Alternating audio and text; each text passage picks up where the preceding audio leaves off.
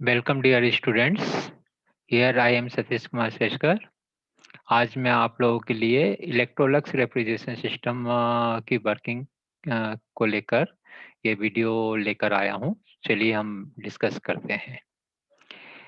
So today we will talk on the working of the Electrolux refrigeration system and the advantages of the Electrolux refrigeration system. So let us start. सबसे पहले हम ये समझते हैं कि इस Electrolux refrigeration system को three fluid refrigeration system के नाम से भी जानते हैं।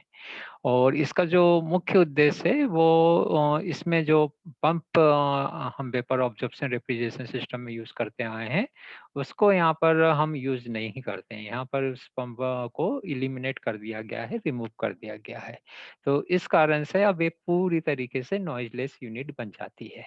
तो इसमें जो थ्री फ्लूइड रेफ्रिजरेंट्स हम यूज करते हैं वो हैं अमोनिया, हाइड्रोजन एंड वाटर।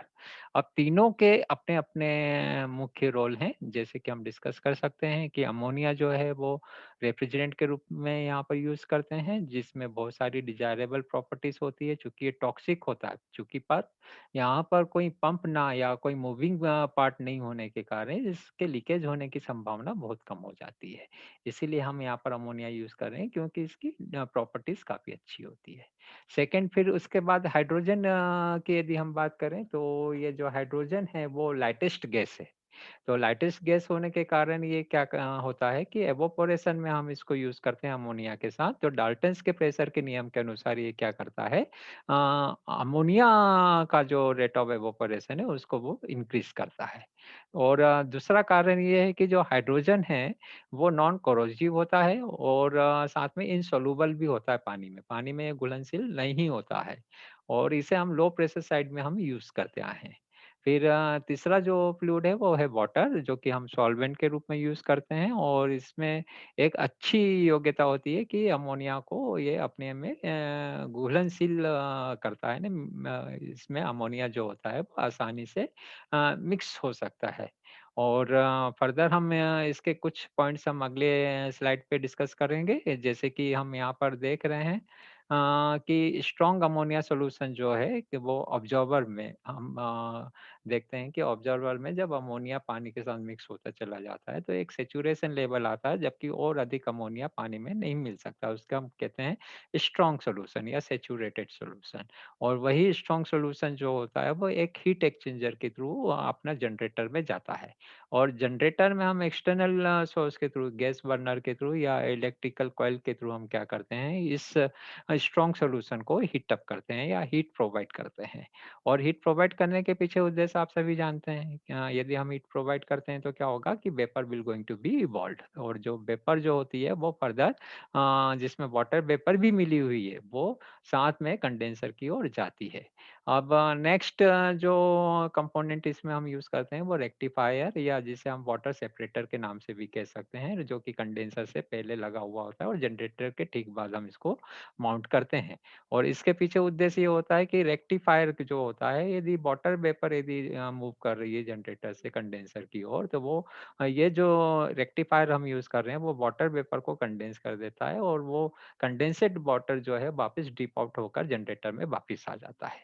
और ये करना इसलिए ज़रूरी होता है बॉयज़, क्योंकि ये ही वाटर वेपर यदि मान लीजिए हम नहीं कंडेंस करते हैं और उसको ड्रिप आउट करके जनरेटर में वापस नहीं लाते हैं, तो ये जो वाटर वेपर है आगे जाकर जब कंडेंसर से आगे जाएँगी और जब एक्सपांशन डिवाइस से जब आगे जाएँगी, तो एक्सपांशन डिवाइस में आउटलेट पे ये इसको चोक वाटर फॉर्म में, आइस फॉर्म में चोक हो लाइन को पूरा चोक कर देती है। तो पूरी मशीन को चोकिंग से बचाने के लिए या फ्रीजिंग के कारण जो चोकिंग हो सकती है उसको रोकने के लिए हम यहाँ पर रेक्टिफायर या वाटर सेपरेटर का इस्तेमाल करते हैं।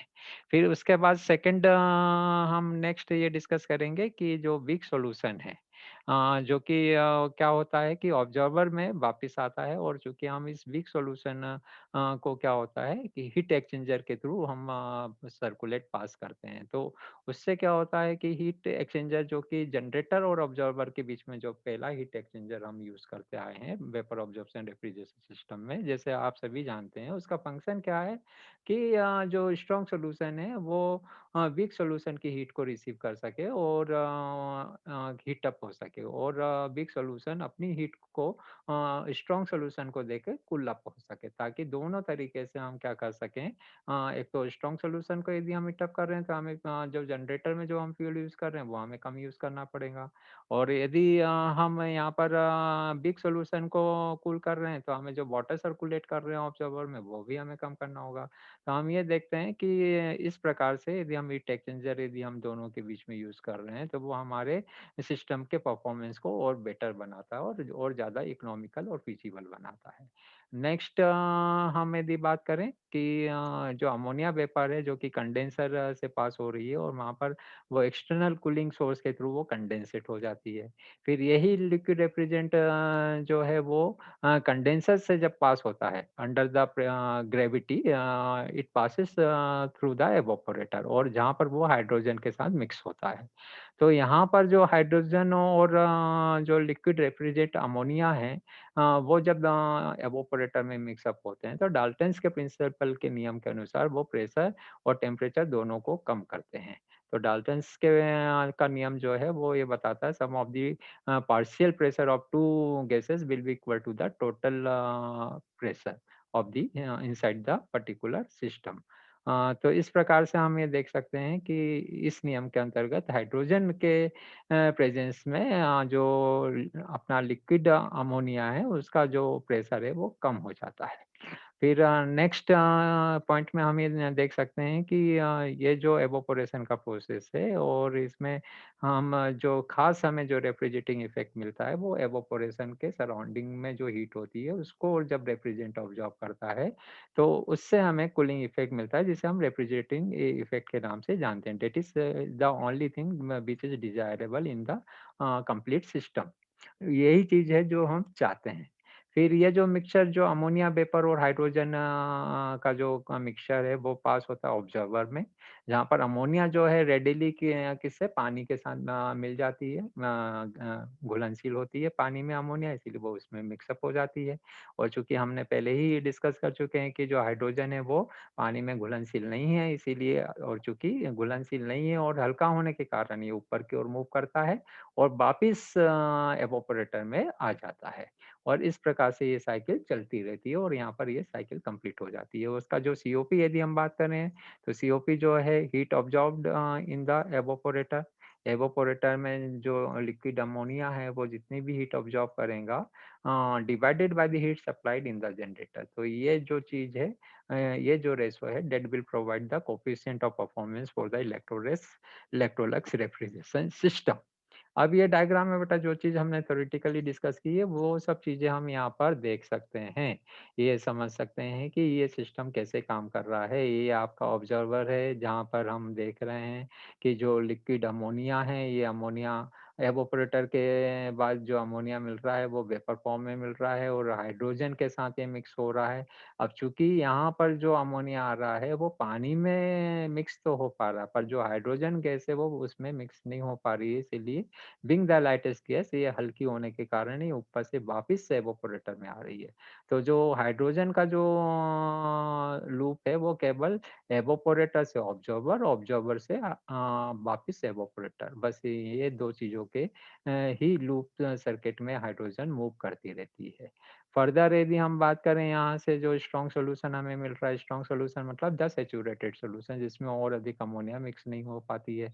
तो ये स्ट्रॉन्ग सॉल्यूशन हीट एक्सचेंजर से पास हो रहा है। अब हमने बात की थी हीट एक्सचेंजर की, तो ये जो वीक सॉल्यूशन जो ऑलरेडी हीटेड अप है और ये जो स्ट्रॉन्ग सॉल्यूशन है, इसे क्या करना है हमें आगे जनरेटर में उसको हीट अप करना है। तो इन दोनों के बीच में जब हीट का एक्सचेंज होता है, तो स्ट्रॉन्ग सॉल्यूशन हीट अप हो जाता है और वीक सॉल्यूशन कूल्ड अप हो जाता है।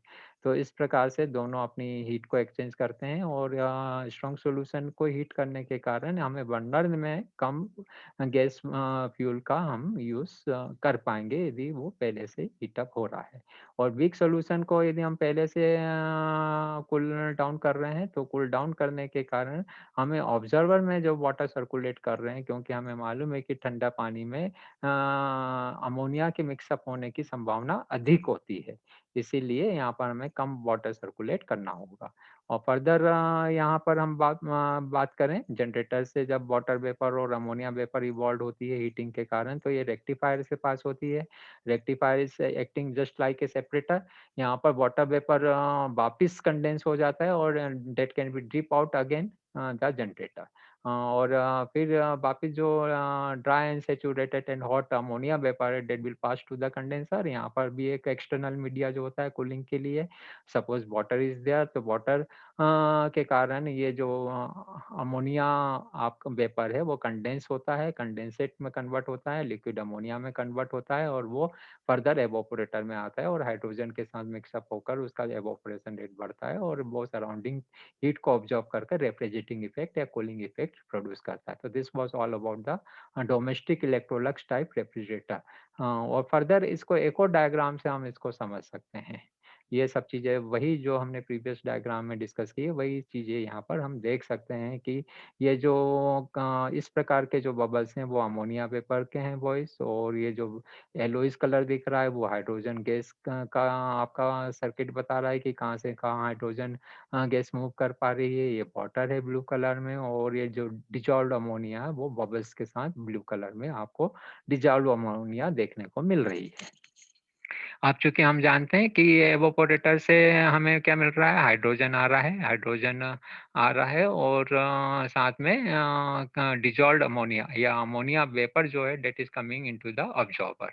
अब यहाँ पर ये वाटर और अमोनिया जो है वो मिक्स अप होते हैं और मिक्स अप होने के बाद स्ट्रॉन्ग सॉल्यूशन बनाते हैं और यहाँ पर जनरेटर में ये आता है स्ट्रॉन्ग सॉल्यूशन, और स्ट्रॉन्ग सॉल्यूशन को फर्दर हम हीट अप करते हैं, तो यहाँ से जो वेपर बन रही है वाटर वेपर और ammonia vapour that will pass through a separator. अब सेपरेटर जो लगा हुआ है, फर्दर क्या होगा, जो वाटर वेपर होगी वो कंडेंस होने के बाद वो वापस यहाँ पर ड्रिप आउट होकर यहाँ पर वापस ऑब्जर्वर में आ जाती है।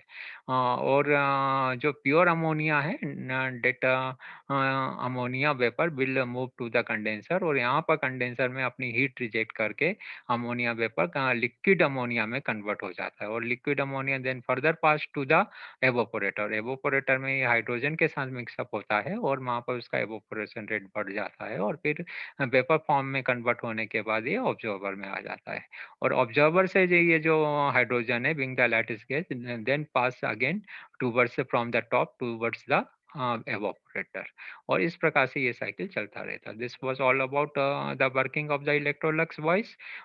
ये भी वही सब चीज़ें हैं जो कि हम प्रीवियस डायग्राम्स में हम डिस्कस कर चुके हैं। ये आपका ऑब्जर्वर है, ये आपका हीट एक्सचेंजर हो गया, ये जनरेटर हो गया, और ये रेक्टिफायर मैंने बताया था। रेक्टिफायर में एक ड्रिप करने का एक सर्किट होता है जो कि वाटर या वाटर वेपर को वापस जनरेटर में लाता है, जो कि इसमें साफ-साफ दिख रहा है। और dry and saturated ammonia vapour condenser में जाकर अपनी हीट रिजेक्ट करता है और लिक्विड फॉर्म में कन्वर्ट होता है, और ये यहाँ पर फिर वापस लिक्विड अमोनिया एवापोरेटर में हाइड्रोजन गैस के साथ मिक्सअप होकर क्या करता है, रेट ऑफ एवापोरेशन बढ़ने के बाद ये वापस वेपर फॉर्म में यहाँ पर जो अमोनिया है वो वाटर के साथ मिक्सअप होता है और एक स्ट्रॉन्ग सॉल्यूशन बनाता है।